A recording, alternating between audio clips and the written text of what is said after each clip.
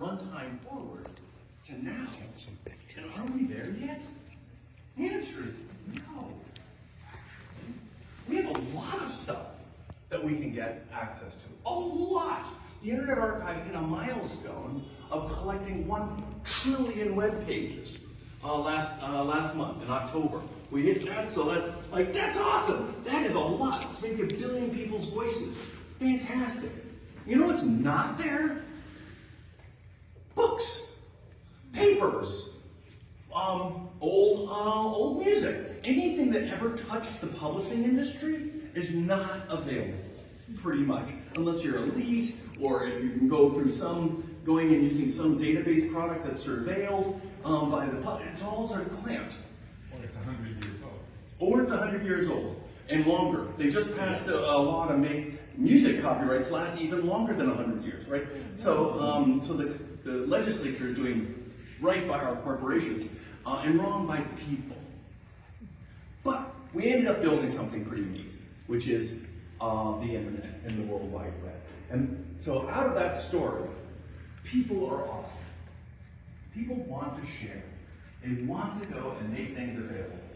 Right? Having 1 billion people go and publish openly and build 1 trillion web pages for the world is pretty affirming, I think.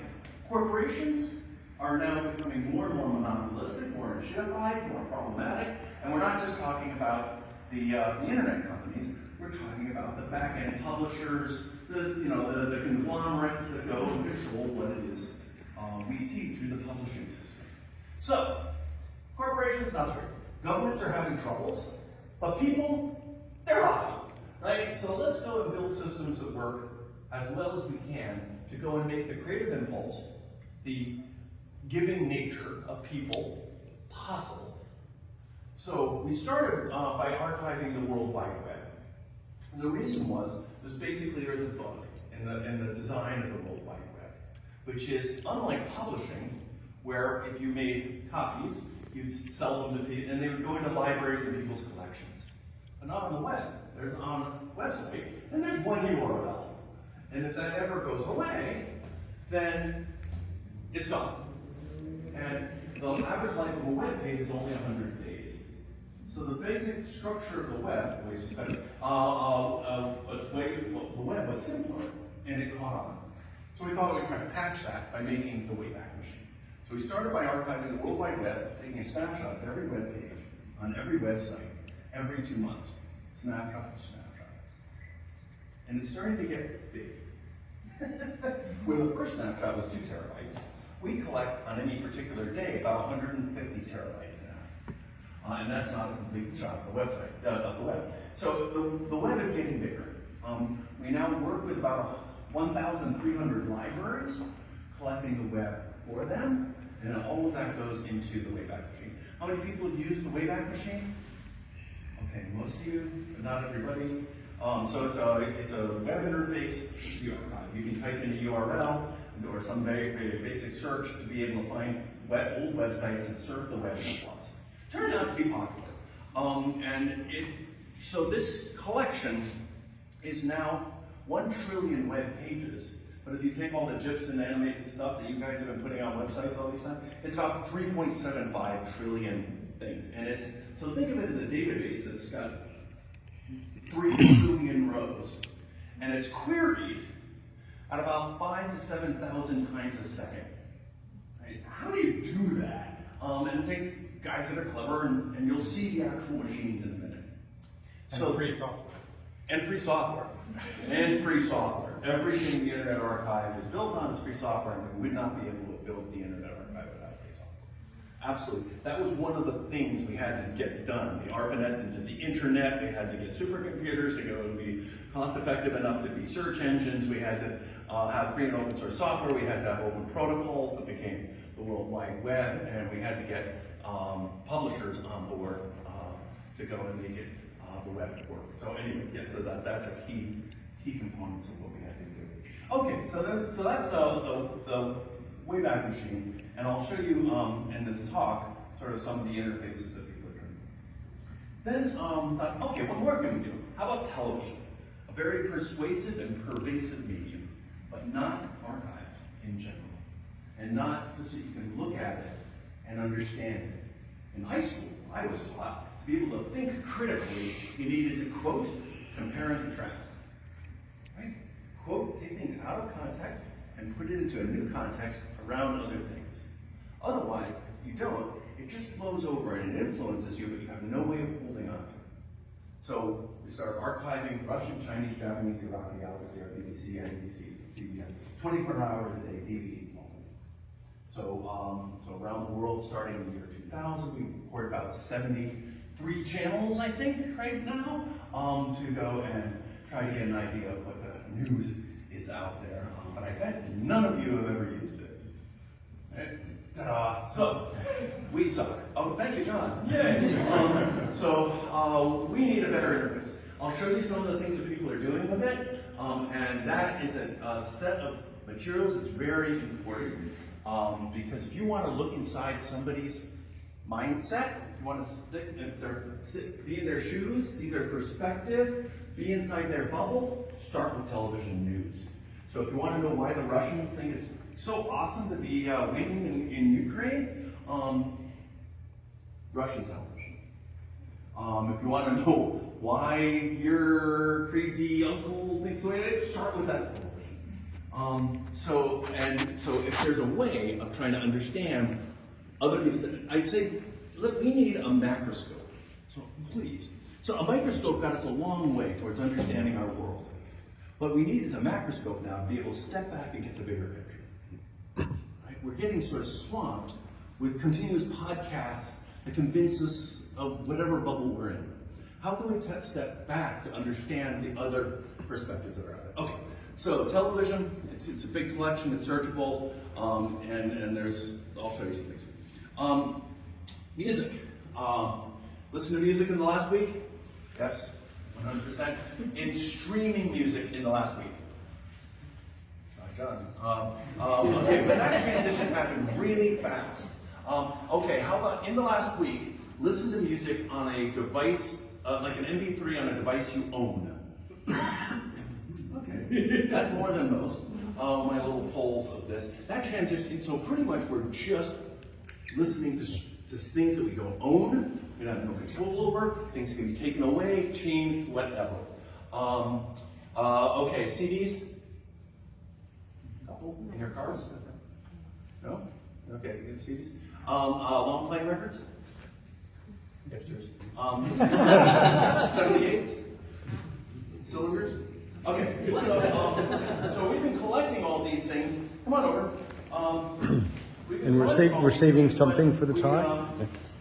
Does somebody want to crank it up?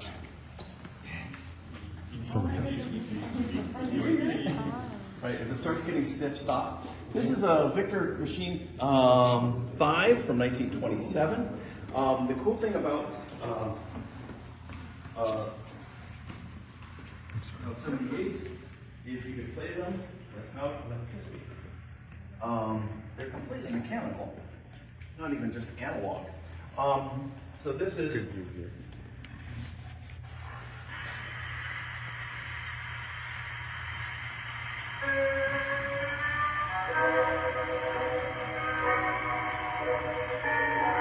Hawaii. Okay, in the early part of the 20th century, Hawaii was seen as a paradise. Right, the whole that thing.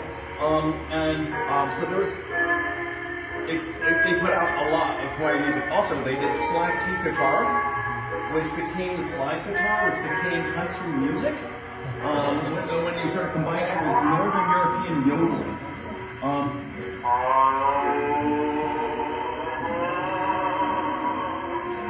Okay.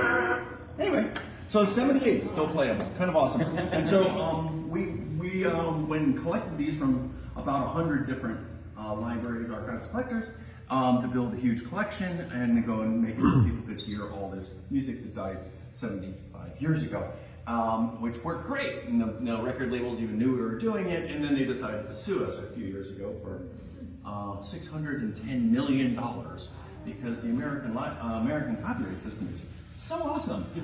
Anyway, so fortunately we're out of that suit, a confidential settlement, but it did wipe out about half of the collection of 78. So you can hear a lot of what the early 20th century sounded like, but not all of it. Okay, so then, before that comes cylinders.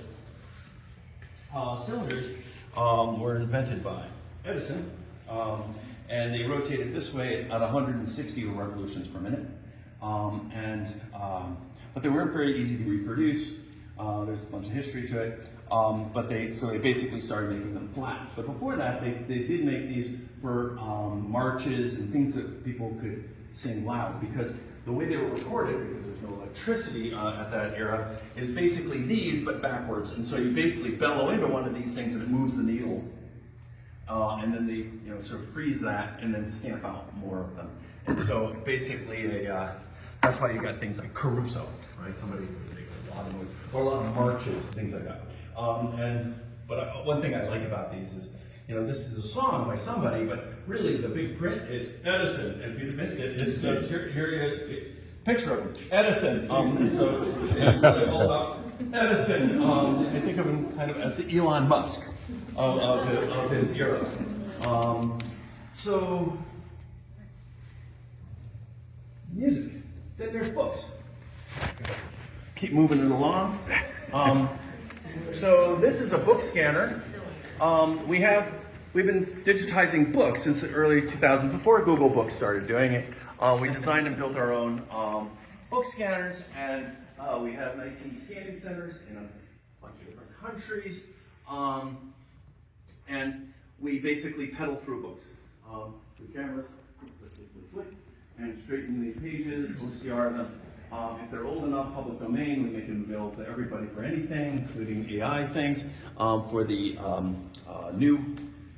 newer things that have rights burdens, then we make them available to the blind and dyslexic, because you can interlibrary loan, and a lot of them we make available for lending, one reader at a time. We have a physical copy, we keep that aside, we lend it to one reader at a time. A lot of those got sued out of existence in the United States because the judges didn't want lending libraries anymore in the United States. But in Holland, actually they went the other way and said, yes, we actually do want libraries, which is kind of great. So the publishers appealed to smash that down, because my God, what would happen if people could read books? And so they won in Luxembourg. So there's different things going on in terms of societies that are supporting libraries or not. So that's books. We're doing a bunch on, we call it Democracy's Library. Democracy's libraries, democracies need an educated populace. So they tend to publish openly, unlike large corporations that don't give a shit, or authoritarian governments. But democracies need an educated populace. So for instance, in the United States, the federal government, all of their publications are public domain from the start. So it's the people's. So we thought, let's go and try to make this stuff available. Turns out that even though it's public domain, it's not publicly available. Often it's just cherry-picked and put in some of these database products that are extremely expensive and surveilled when you're using them. So can we go and at least bring public access to the public domain? So we kicked it off with Canada and the United States. We've been collecting the web pages at the end of every term of the presidential term since 2004. And so we're continuing to do that also in Canada, but also digitizing all the print materials. We became kind of famous for having a lot of these materials because so much came down with this new administration. Every administration changes somewhat. This one changes a lot and takes down a lot of the web. And they're a publisher, right? The United States government just happens to be the largest publisher. And so, keeping a publisher, keeping everything in print is not a wise maneuver. That's why we have libraries. It's harder to weave it into the World Wide Web because of the URL problem. But it's, so we're moving along on Canada, got basically all of the federal print materials done now. We're working on the United States at the federal level on all of the print and microfiche. You remember microfiche? Yes. Did you like it? No. Okay, so we're digitizing all of that, which is kind of fun. So then we want to move on to the other, the states. We're moving along in California, British Columbia. Anyway, so So we're trying to basically collect it all. The idea is to have one copy of everything ever published digitally. We also found that people, the libraries, after we've digitized it, often didn't want them back because they wanted the space back, as kids these days. And don't use the physical books, so would we throw them away? So we said no. So we said, okay, let's try to keep it. So now we're trying to keep one copy of everything physically ever published. It's big. So we get a lot of materials because we digitize about 1 million books a year, so we at least get that. So then we're more and more and more and more. And we get about 2 shipping containers every week of materials. And so we try to figure out how to do that densely. So we bought a 5 minutes. I got to go downstairs. Bought a building in Richmond, filled it up, bought another one, filled it up. So we and we have a third that we've got 2/3 full, and we bought another building. So we're basically, we've gotten, I don't know, 8 or 9 million books. That's a large library, like bigger than the San Francisco Public. It's probably It's getting close to the Widener. Hmm? The Widener only has 9 million There, things, okay, so Widener. which is used to be the biggest private. So, and books, music, and stuff. Okay, then there's also software. Okay, and we ended up doing emulation. So we download and we got all this to work. That's amazing. Holy moly. And you too can relive your 8-bit past. And oh, all right. Well, I always die really soon, but you'll miss that event. Come on up. So, in 1947, there's electricity by then. Jukebox of 78 RPM records.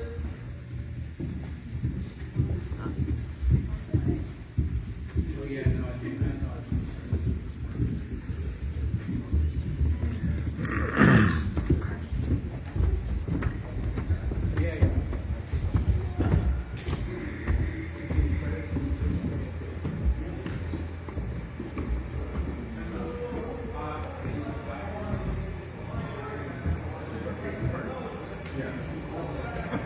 For events, all sorts of fun things. Public Domain Day is coming up on January 21st. Please come, it's really fun. 1930s going public domain. But these are servers here and there of the Internet Archive. It's about 35 petabytes of the almost 200 petabytes of the primary copy of the Internet Archive. So you're actually seeing them go. And I've been building supercomputers my whole career. And these I love because the lights actually mean something. So every time a light blinks is somebody uploading something or downloading something from the Internet Archive. We're about the 200th most popular website. So there's 200 more popular, but 100 million less. So that's pretty good. We get maybe 2 or 3 million people using the archive and about 6 million IP addresses. So not quite sure what that is. And Yeah. 100 petabytes. It's a lot. Okay, and we're running out And of time. we're running. Okay, out of so time. here, follow me, please. Then there are these guys. They're us. They're kind of a riff on the terracotta soldiers from China. If you work for the archive for 3 years, we make a little statue. This is me. This is Aaron Schwartz used to work here. What a sad story, Ted Nelson. But also people are just scanning. And so it's just a celebration of people that are working in a civic life. Okay, what do you think? Cool or creepy? Okay, here we go.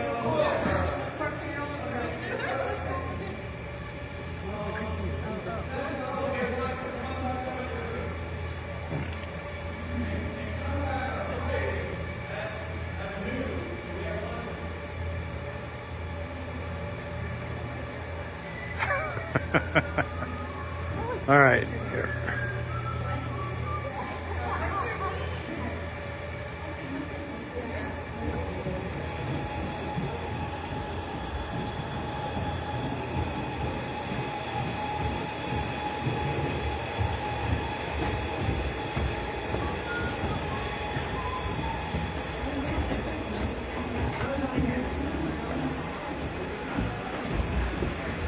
And here we come back into the area we're going to have a talk.